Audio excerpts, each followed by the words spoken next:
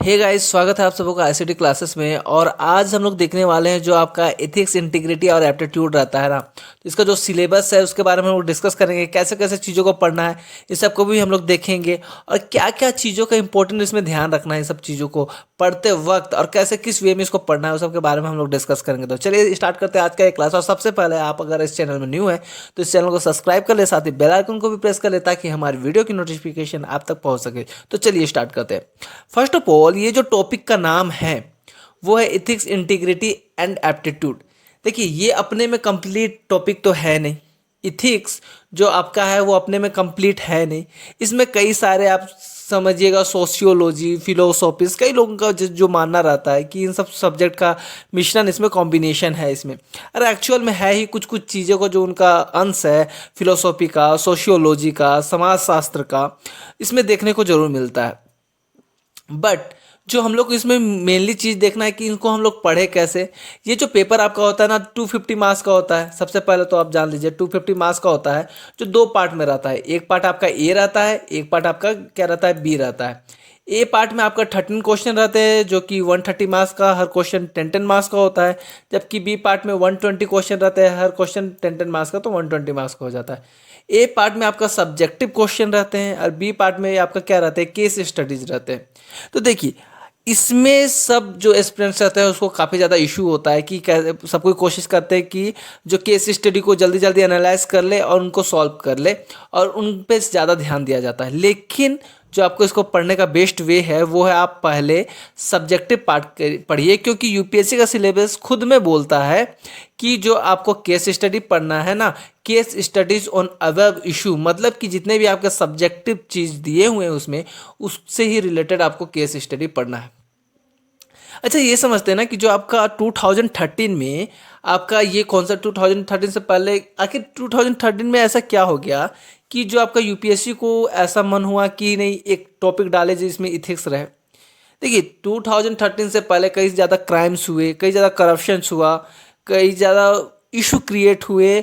और इन सबको देख के जब यूपीएससी सोचा कि आखिर ऐसा क्या रीज़न है जो ऐसी चीज़ें हो रही है समाज में, क्यों समाज अच्छे ढंग से नहीं चल पा रहा है, क्यों समाज का वैल्यू सिस्टम, इथिकल सिस्टम सही वे में नहीं चल पा रहा है। तो उसने एनालाइज किया कि देखिए, बड़े बड़े ऑफिसर उस समय करप्ट मिलते थे 2012 से पहले। उस समय तो पहले ज़्यादा होता था, अभी तो काफ़ी ज़्यादा ट्रांसपेरेंसी आ गई है, तो चीज़ें बाहर निकल के आ जाती है। लेकिन उस समय क्या हुआ, जब यूपीएससी ने एनालाइज किया तो उसको पता चला कि देखिए होता क्या है ना, कि बड़े बड़े सीनियर ऑफिसर हैं वो करप्ट हो जा रहे हैं कई सारे सिचुएशन में। और कई सारे सिचुएशन में वो कुछ गलती नहीं कर रहे मगर फिर भी चीज़ें गलत हो जा रही है।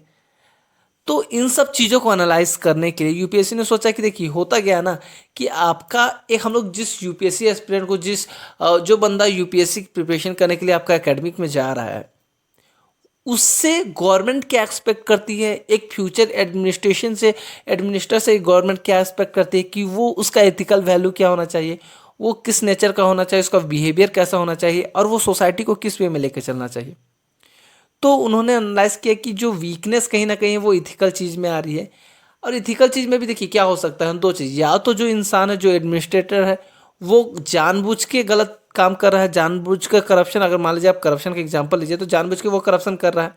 या फिर सेकंड चीज़ ये हो जाता है कि उसको पता नहीं है कि करप्शन एक बैड थिंग है और वो करप्शन कर जाता है। आप एग्जाम्पल के तौर पर समझ सकते हैं ना, कि एक छोटा बच्चा है, वो चींटियों को देखिएगा, कई छोटे बच्चे रहते हैं चींटियों को देखते हैं उसको मार देते हैं। वो मारना चाहता है या नहीं चाहता वो तो अलग बात है, लेकिन उसे पता नहीं है अभी के टाइम में कि ये सही चीज़ है या गलत चीज़ है। जब वो बच्चा रहता है तो वो तो सोशल रहता नहीं है, तो उसको पता नहीं है कि वो जो कर रहा है वो सही है या गलत।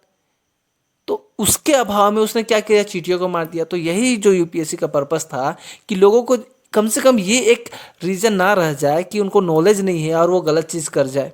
तो इसको ध्यान में रख के उन्होंने ये टॉपिक को लाया, एथिक्स, इंटीग्रिटी एंड एप्टीट्यूड। ये टॉपिक नाम का बस है आपका, इथिक्स, इंटीग्रिटी एंड एप्टीट्यूड। इसमें आपको कई सारे सब टॉपिक्स मिलने वाले हैं। इसके अंदर बहुत सारे टॉपिक, सबको हम लोग डिस्कस करेंगे अभी वन बाय वन, और कैसे पढ़ना है, क्या करना है। फर्स्ट ऑफ ऑल, जो आपका एथिक्स एंड ह्यूमन इंटरफेरेंस है, ये आपका टॉपिक नंबर पहला है, जो आपका यूपीएससी का सिलेबस में पूरा अभी डिस्कस करने वाला हूँ। इसमें आपको इसेंस पढ़ना है, सबसे पहले determinants and consequences of the ethics in human action, dimension of ethics, ethics in private and public relationships. देखिए आपको इसमें क्या जानना है ना, सबसे पहले कि इथिक्स होता क्या है, इथिक्स को कैसे डिफाइन किया जाता है, उसके अच्छी एक अंडरस्टैंडिंग होनी चाहिए।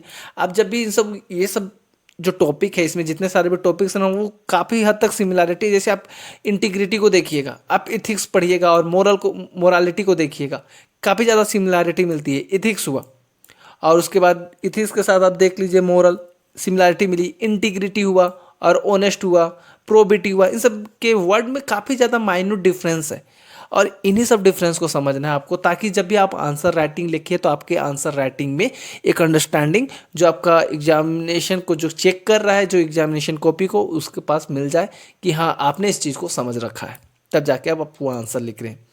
तो वो बिल्डअप आपको करना है। यहाँ पर आपको डिटर्मिनेंट्स देखने हैं कि इथिक्स के क्या क्या डिटर्मिनेंट्स हो सकते हैं और क्या क्या कॉन्सिक्वेंसेस ऑफ इथिक्स हो सकते हैं, और डायमेंशन क्या क्या होते हैं इथिक्स के। और देखिए होता गया ना कि लाइफ क्या होता है, जो भी एक एडमिनिस्ट्रेटर का लाइफ क्या होता है, एक पब्लिक लाइफ होता है, एक प्राइवेट लाइफ। और पब्लिक और प्राइवेट लाइफ में उसका इथिकल वैल्यू किस वे में काम करता है, उसका इथिक्स कैसे काम करता है, इसके बारे में भी आपको क्या करना है, इसमें पढ़ना है। ठीक है, नेक्स्ट देखते हैं। अच्छा ये जो टॉपिक है ना, इसमें आपको कई सारे आप ये तो जानेगा कि रिलेशन क्या है। जो दो टॉपिक रहेंगे जैसे कि इथिक्स और मोरालिटी, रिलेशन क्या है। इंटीग्रिटी, ऑनेस्ट, प्रोबिटी, रिलेशन क्या है। इंटीग्रिटी एंड आपका प्रोबिटी एंड ऑनेस्टी, इसमें आपका जो डिफरेंस है वो क्या है। इन सब चीज़ों को आपको काफ़ी माइन्यूट डिफरेंस को पकड़ के चलना है, ताकि जो आपका अंडरस्टैंडिंग रहे वो बेसिक से रहे और काफ़ी ज़्यादा एग्जैक्ट रहे, ताकि जब आप आंसर दें तो आपको काफ़ी ज़्यादा वेटेज मार्क्स का मिल सके। सबसे पहले अगर कोई इंसान है जो पहले से बाय बर्थ अगर वो इथिकल है, वो ऐसे इन्वायरमेंट में रहा है, तो उसके लिए टॉपिक काफ़ी ज़्यादा ईजी हो जाता है, क्योंकि उसे एक अंडरस्टैंडिंग रहती है कि हाँ इन सब सिचुएशन में ऐसा करना चाहिए। लेकिन कभी कभी हर इंसान के लिए तो इन्वायरमेंट सेम नहीं रहता है, जिसके कारण क्या हो जाता है, उनकी थिंकिंग रहती है थोड़ी सी चेंज हो जाती है। उसमें आपको बात पढ़ना है ह्यूमन्स वैल्यू पढ़ना है, जिसमें आपको lesson from the lifes and teaching of great leaders, जिसके ग्रेट लीडर्स का जो थिंकिंग है, जो उनका ह्यूमन्स वैल्यू रहते हैं क्या क्या है। Reforms and administration, role of family, society and educational institutes in including values. आपको मेनली पढ़ना है इसमें वैल्यूज़। वैल्यूज़ क्या होते हैं ना कि आप जब जैसे टॉपिक को पढ़ेंगे, वैल्यूज़ क्या हो, मूल्य, हिंदी में क्या कहते हैं, मूल्य, जिसको आप किसी भी कीमत पे आप चेंज नहीं करना चाहते।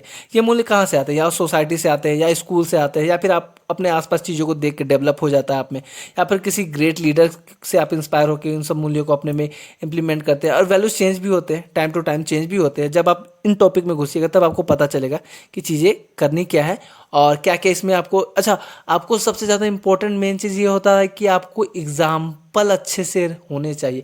ऐसा नहीं कि आपको बनावटी एग्जाम्पल कहीं से भी आपने पढ़ लिया और उस एग्जाम्पल को आप वहाँ पर डाल के आ गए, नहीं। रियल लाइफ आपको एग्जाम्पल आप खुद से सोच के रखिए पहले से एग्जाम्पल, ताकि जब भी आप एग्जाम में बैठे तो आपको कोई इस चीज़ को लेके कभी भी कोई डिफ़िकल्टीज ना आए और वहाँ पर डायरेक्टली आप लिख सकें आंसर। क्योंकि जो आपका एग्जामिनेशन चेक कर रहा है उसको भी पता रहता है ना कि मोस्टली बंदे वही आंसर लिखे रहते हैं जो आपने लिखा रहता है। अगर आप किसी कॉपी बुक या किसी के लेक्चर के जो आंसर रहेगा उसको लिखिएगा तो वही होगा, और जब आपका खुद का नेचुरल रहेगा तो वो जो एग्जामिनेशन चेक करता है वो समझता है कि हाँ इसको अंडरस्टैंडिंग अच्छी है। नेक्स्ट है आपका एटीट्यूड। एटीट्यूड में आपका ये उस एटीट्यूड की बात नहीं की जा रही है जो आप हमेशा सुनते हैं कि वो लड़का एटीट्यूड में। यहाँ पर आपके पॉजिटिव एटीट्यूड, नेगेटिव एटीट्यूड, इन सब चीज़ों का टर्म आएगा। तो ये उस एटीट्यूड से डिफरेंस, एक फिलोसॉफिकल थोड़ा हॉट में है ये चीज़, जिसमें आपको देखना पड़ेगा इसका कंटेंट क्या क्या है, स्ट्रक्चर कैसे, एटीट्यूड कैसे बिल्डअप होता है, एटीट्यूड कैसे बनता है, कैसे टूटता है, फिर फंक्शंस क्या होते हैं इसके, its influence and relation with thought and behaviour. अच्छा, बिहेवियर क्या होता है आपको ये भी जानना होगा, थॉट क्या होता है, मॉरल एंड पॉलिटिकल एटीट्यूड्स कैसे बनते हैं और कैसे इन दोनों के बीच में जो आपका कॉन्फ्लिक्ट होता है वो नहीं होना चाहिए। सोशल इन्फ्लुएंस के बारे में आप पढ़ेंगे, परसुएंसेस भी आपका क्या रोल प्ले करता है एटीट्यूड में, सब के बारे में आपको डिस्कशन करना है। यही सब जो टर्म है वो आपका बाद में यूज होगा, attitude, morality, ethics, integrity, honest, dishonest, यही सब आपका कहाँ यूज होगा, जब आप केस स्टडी सॉल्व करोगे, तब जब आपका ये जो टॉपिक, जो पार्ट ए का जो टॉपिक है, ये सब क्लियर रहेगा तो केस स्टडी ऑलरेडी आपका सॉल्व हो जाएगा, आपको अच्छा आंसर लिख सकते हैं। फिर आपको aptitude and foundation values for a civil service, basically आपका 2013 में जो रिफॉर्म आया यूपीएससी में, उसके बाद वो क्या करना चाहते थे कि एक ऐसी वैल्यू सिस्टम डेवलप करना चाहते थे जो भी सिविल सर्वेंट रहे जो उसको फॉलोज करे और डिफाइन करे कि हाँ एक एक्चुअली जो आपका एडमिनिस्ट्रेशन हो रहा है, मान लीजिए सीएम डिस्ट्रिक्ट कलेक्टर हो रहा है, तो वो क्या करे, एक डिस्ट्रिक्ट को रिप्रेजेंट करना है तो उसमें वो क्वालिटीज़ हैं या नहीं, कि वो रिप्रेजेंट कर पा रहा है कि नहीं सही ढंग से, क्योंकि वो एट अ डिस्ट्रिक्ट लेवल वो क्या है, एक ऐसा आइडियल वैल्यू है, एक आइडियल पर्सन है जो एक डिस्ट्रिक्ट को रिप्रेजेंट कर रहा है, तो उसमें वो वैल्यूज़ होने चाहिए। तो एप्टीट्यूड एंड फाउंडेशनल वैल्यूज़ की बात करता है इसमें।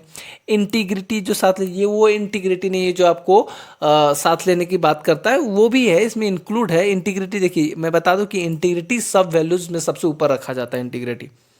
अब ये याद रखिएगा, हर वैल्यूज़ में से अगर कोई वैल्यूज़ को अगर सुप्रीम में रखने की बात की जाए तो वो क्या होता है, आपके इंटीग्रिटी होता है। और इसी के ये ऑनेस्ट से काफ़ी ज़्यादा रिलेटेड टर्म है, ऑनेस्ट और इंटीग्रिटी में काफ़ी माइन्यूट डिफरेंस है। ऑनेस्टी से एक लेवल अप आप जाइएगा तो आपको इंटीग्रिटी मिलता है। इम्पार्शियलिटी एंड नॉन पार्टनरशिप, अच्छा आपको ये भी करना है कि आपको इम्पार्शियल रहना है और नॉन पार्टनरशिप में रहना है। इम्पार्शियल मतलब किसी भी कास्ट रेस के अकॉर्डिंग आपको भेदभाव नहीं करना है, ऑब्जेक्टिविटी आपको होनी चाहिए। साथ ही आपका डेडिकेशन टू पब्लिक सर्विस, आपका पब्लिक सर्विस में यूपीएससी आपको देखना क्या चाहती है ना, कि आप तैयार हैं या नहीं एज ए एडमिनिस्ट्रेटर काम करने के लिए, आपकी क्या सोच है, क्या थिंकिंग है। वो ये नहीं बोल रहे हैं कि आप किसी महान फिलोसोफर्स को पढ़ के आइए, प्लेटो का पढ़ लीजिए या हॉब्स का पढ़ लीजिए, बुक पढ़ लीजिए। वो बस देखना चाह रहे हैं कि आपकी जो इथिकल वैल्यूज़ है, इथिकल बिहेवियर है, वो कैसा है। साथ ही आपको एम्पैथी होना चाहिए। अच्छा एम्पैथी की बात आई तो आपको सिंपैथी भी पता होना चाहिए कि एम्पैथी और सिंपैथी में क्या डिफरेंस है, टॉलरेंस कैसे होता है। फिर कंपेशंस टुवर्ड्स दी वीकर सेक्शन, आपके पास करुणा होना चाहिए, कंपेशन होना चाहिए वीकर सेक्शन की तरफ।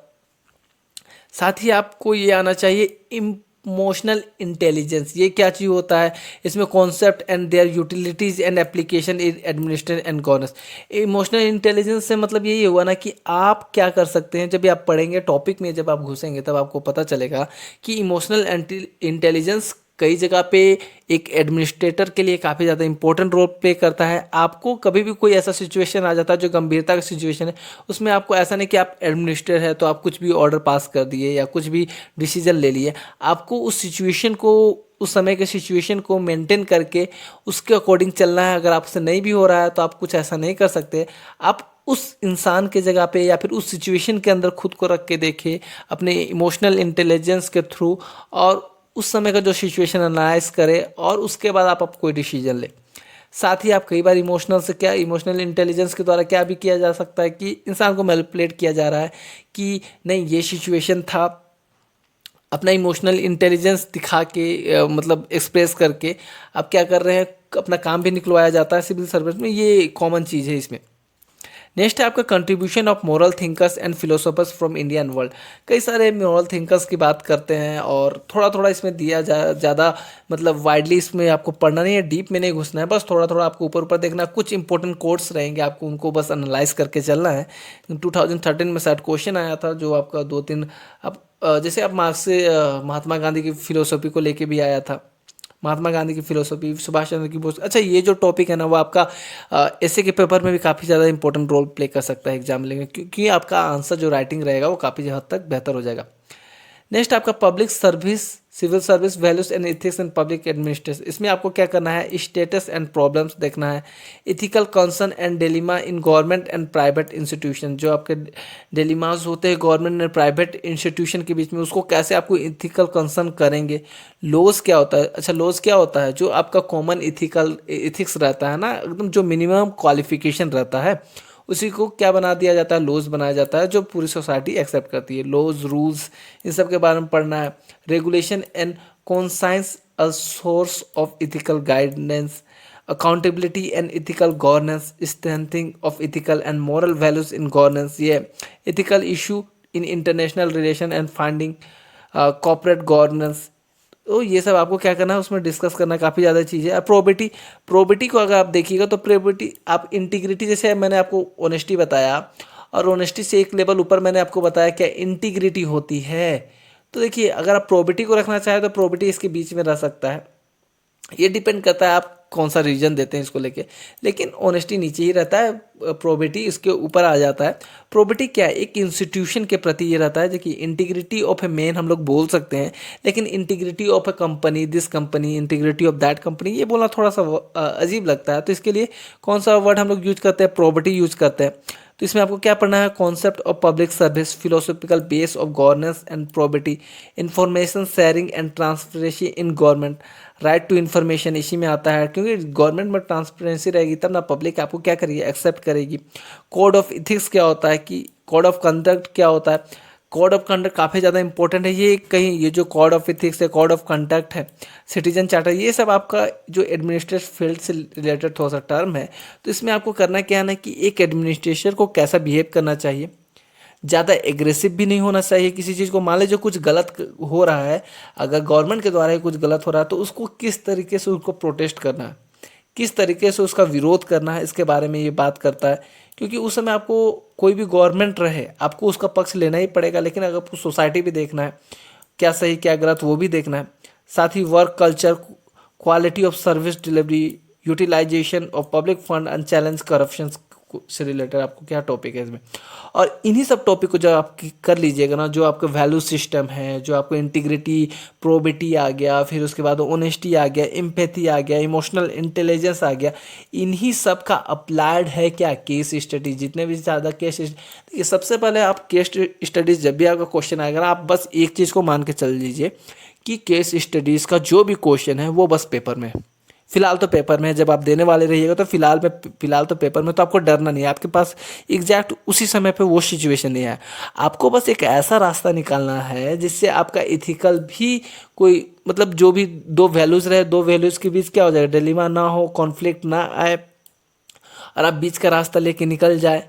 कोई भी आपका जो सोशल वैल्यूज़ है, जो आपका इथिकल एडमिनिस्ट्रेशन और जो वैल्यूज़ यूपीएससी चाहता है, उस वैल्यूज़ को आप नेगलेक्ट ना कर सके, उन सब से लेके आप बीच का रास्ता निकाल सके, वही आपका क्या यूपीएससी डिमांड कर रहा है।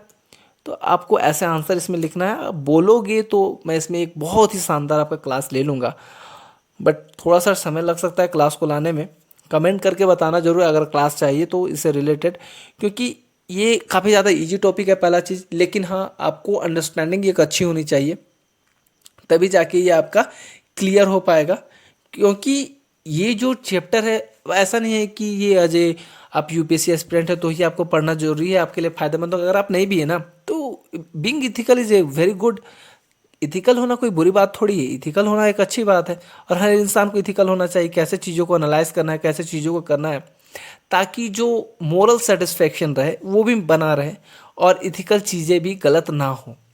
और जो आपका एडमिनिस्ट्रेशन रहता है, वर्क रहता है, इसमें आपको एक वो माइंड सेटअप बिल्डअप होना चाहिए जिससे आप उस ढंग से काम कर सकें। क्योंकि देखिए होता क्या है ना, कि जो आपका जो भी काम हो रहा है, गवर्नमेंट जो भी काम कर रही है, वो कहीं ना कहीं थ्रू आपका एडमिनिस्ट्रेशन जो सर्विस है उसी के थ्रू तो काम हो रहा है एक्चुअल में। तो गवर्नमेंट जो पब्लिक रहती है वो चुन तो ले रही है, आपको इलेक्ट तो कर ली है, उसके एग्जीक्यूटिव तो है वहाँ पे गवर्नमेंट के तौर पे, लेकिन वर्क तो आपके हाथों में। तो कहीं ना कहीं गवर्नमेंट भी आपसे बिलीव करती है कि आप वो काम करोगे। अगर आपका ही जो इथिकल वैल्यू सिस्टम अगर हिला हुआ रहेगा, आपका कंपास ही सही नहीं रहेगा, तो आप कैसे सब कुछ सही कर पाओगे। तो इसलिए आपको इन सब चीज़ों को अच्छे से ऑब्जेक्ट, ये आपका कोई ऐसा नहीं कि वास्ट टॉपिक है, काफ़ी ज़्यादा रॉकेट साइंस पढ़ना है। बस आपको एक अंडरस्टैंडिंग चाहिए कि कौन सी चीज़ क्या होती है, बस उसके बाद आप बस एक बार इन सब चीज़ों को समझ लो तो आप खुद से आंसर लिख सकते हो। क्योंकि आपको जैसे मैंने बताया, ये एक सोशल साइंस से सोशियोलॉजी का सब्जेक्ट हो सकता है, मतलब कम्बिनेशन है, वो मिक्स है। मैं कहने रहा हूँ कि एग्जैक्टली वही सर्विस है, फिलोसॉफी का हो सकता है। तो यहाँ पर मैटर नहीं करता है कि कौन सी चीज़ें ही सही है, कौन सी चीज़ें ही गलत है। आप अपने विवेक से भी इसको आंसर कर सकते हो, लेकिन आपको एक बेसिक अंडरस्टैंडिंग रहनी चाहिए चीज़ों की, कि कौन सी चीज़ का मतलब क्या होता है और कैसे कौन सी चीज़ें सही होती है एक्चुअल में, उन सब चीज़ों का। सो आई होप गाइज कि आप लोगों को ये जो वीडियो का जो सिलेबस है समझ में आ गया होगा, और कुछ बाकी रह गया तो कमेंट जरूर करना। Have a nice day guys, bye bye, keep learning.